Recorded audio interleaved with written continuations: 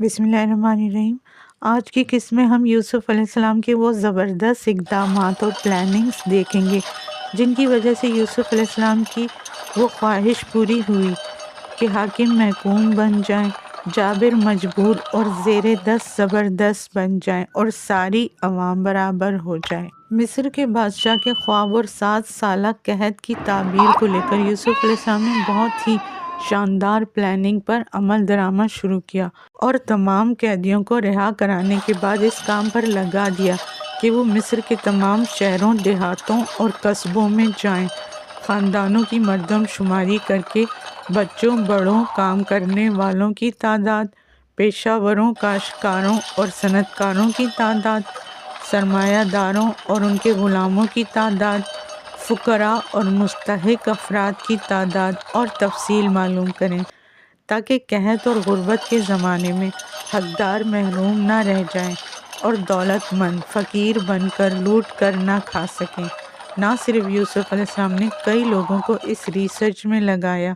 بلکہ خود بھی بھیس بدل کر شہر طبس کی غریب بستیوں کا دورہ کیا اور غلاموں، کاشتکاروں، کارکنوں سے ملاقات کی تاکہ ہر بات کا پتہ ہو۔ حالانکہ ان کی جان کو سخت خطرہ تھا لیکن وہ اپنا کام کرتے رہے اور ان پر جان لیوا حملے ہوتے رہے۔ غریب آبادیوں کے وزٹ کے دوران یوسف علیہ السلام بہت پریشان ہوئے کہ میری حکومت ہوتے ہوئے اس ملک کا یہ حال ہے۔ وہ بولے کہ میرا خدا مجھ سے راضی نہ ہوگا جب تک حاکم محکوم جابر مجبور نہیں ہو جائیں گے۔ میں ایسی کایا پلٹوں گا کہ سب برابر ہو جائیں گے۔ کاہنوں کی سازشوں، ظلم اور جان لیوا حملوں کے باوجود یوسف اس بات پر قائم رہے کہ وہ ظلم کا جواب ظلم سے نہیں دیں گے، کیونکہ تلوار کے زور سے خدائے یکتا کا قانون نافذ نہیں ہو سکتا۔ ان کا مقصد بت پرستوں کو ختم کرنا نہیں تھا بلکہ بت پرستی کو ختم کرنا تھا۔ اسی دوران یوسف کو روحانی طور پر آگاہی ہوئی کہ ان کے گھر میں کوئی حادثہ ہوا ہے، کیونکہ ان کی دوسری سوتیلی ماں بھی دنیا سے جا چکی تھی،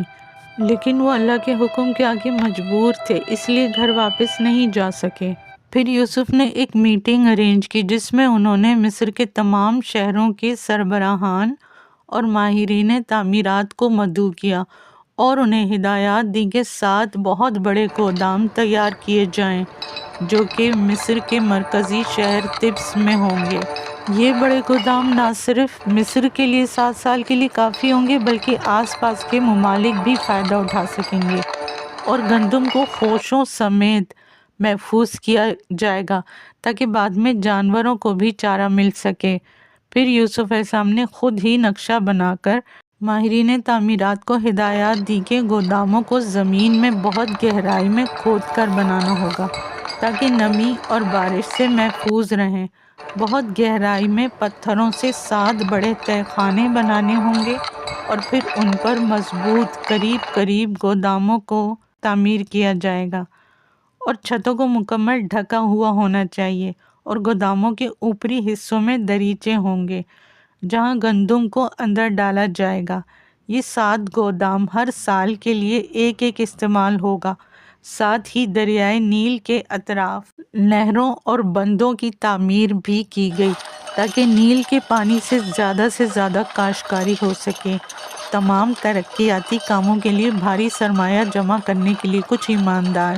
تجربہ کار اور ذمہ دار لوگوں کو چنا گیا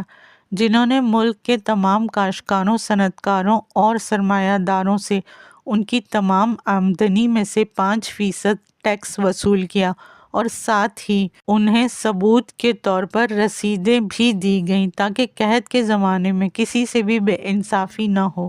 اور ہر شہر کی آمدنی الگ رکھی گئی تاکہ اس شہر کی آمدنی اسی شہر پر خرچ کی جائے۔ اور پھر کس طرح مصر کی تقدیر بدلتی ہی چلی گئی، یہ دیکھنے کے لیے اگلا حصہ ملاحظہ کیجیے۔